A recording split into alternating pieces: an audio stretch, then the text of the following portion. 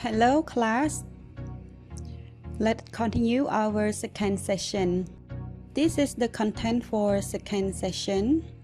The interaction in community. We continue to learn about symbiosis and habitat and niche.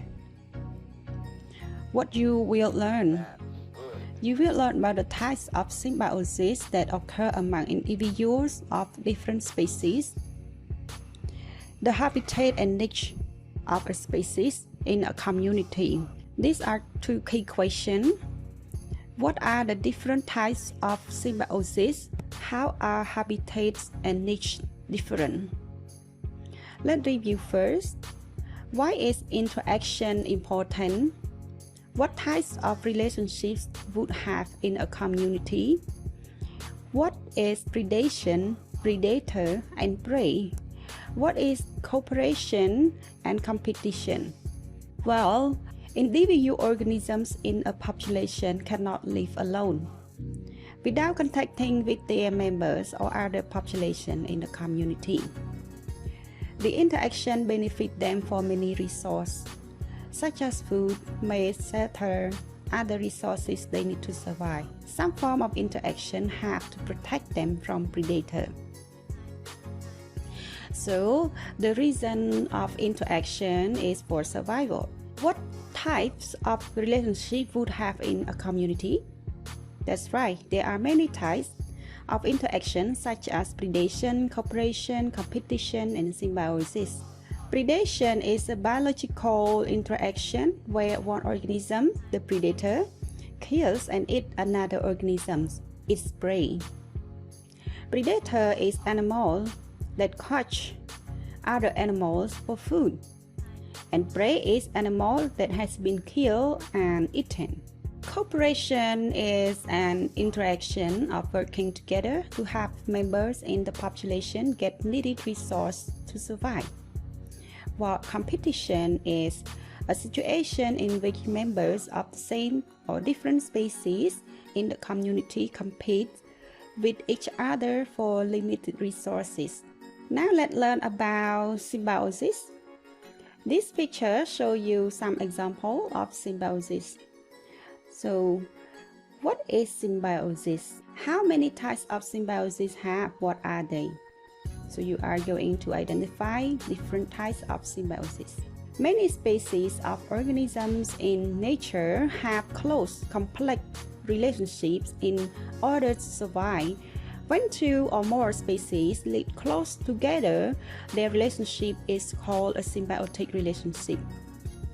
So symbiosis is any close relationship between two or more different species. Many types of symbiotic relationships occur between organisms.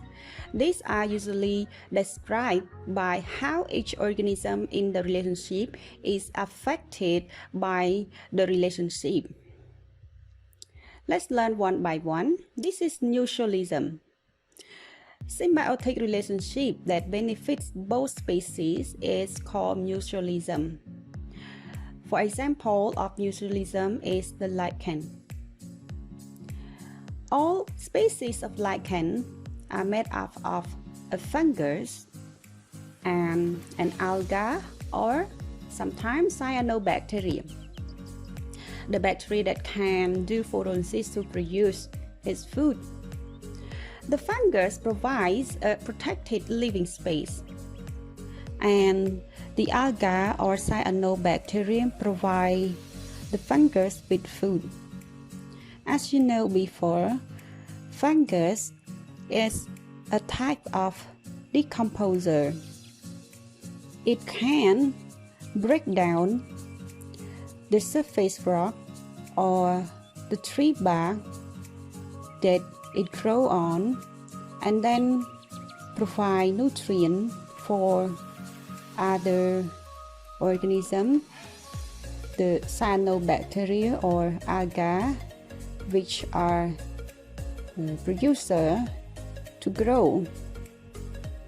And fungus also provide humidity as it releases water vapor for algae and cyanobacteria. So algae and cyanobacteria in the ecosystem, they are producer. As you know, producer can do photosynthesis. They capture the sunlight, use as energy to convert water, carbon dioxide in the air into food. And this food is sugar. That is energy source for fungus to grow. So now you know why lichen can survive, because of all of these species have or benefit each other.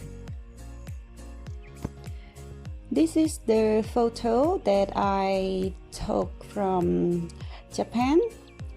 There are a lot of lichen on the tree bark.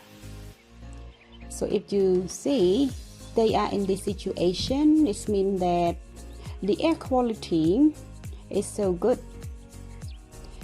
Lichen is made up of a fungus and algae or cyanobacterium. Remember this. All species get benefit. Commensalism. In shallow tropical sea, brightly colored anemone fish find protection from predators by swimming among the stinging tentacles of sea anemones. The presence of fish does not affect the anemone in a harmful or beneficial way. This type of symbiosis is called commensalism. As you can see in this photo, there are two clownfish or anemone fish. They like to swim along with the tentacle of sea anemone for protection. So what's the meaning of commensalism? It is a symbiotic relationship that benefits one partner but does not harm or help the other.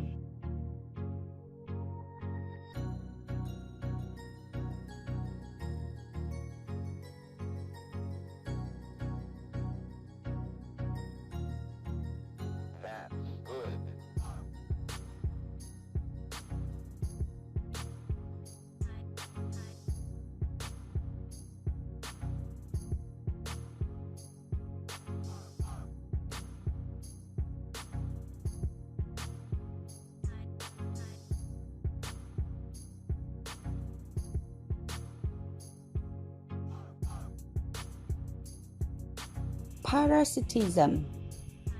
Parasitism is a symbiotic relationship that benefits the parasite and does definite harm to the parasite host.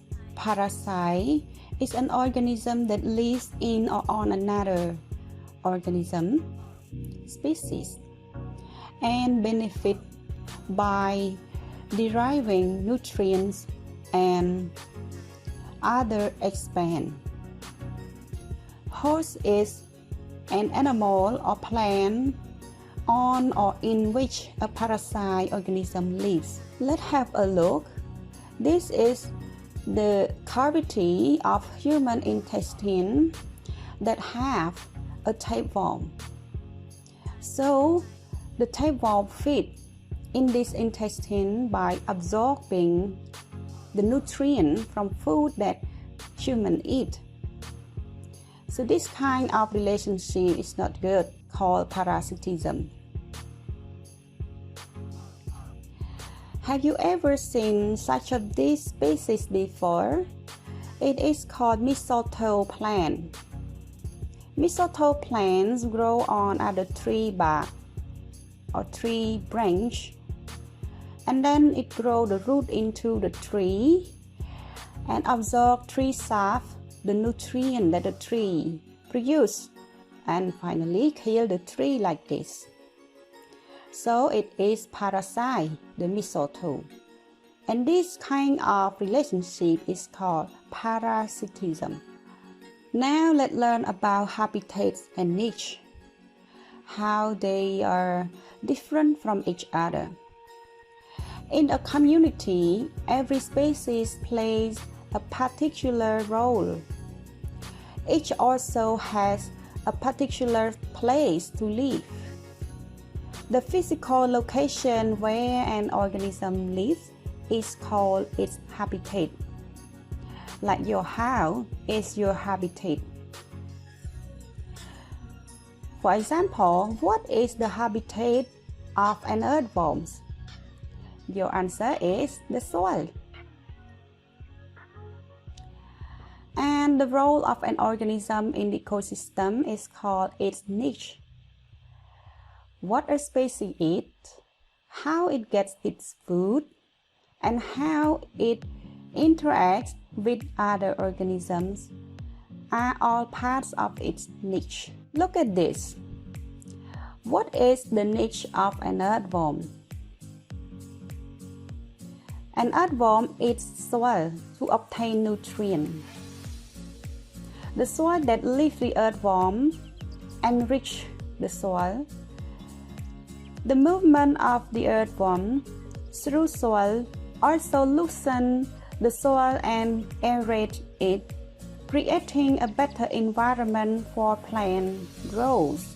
The earthworm usually gets out of the soil at night time because it's afraid of the sunlight. It protects itself from dehydration.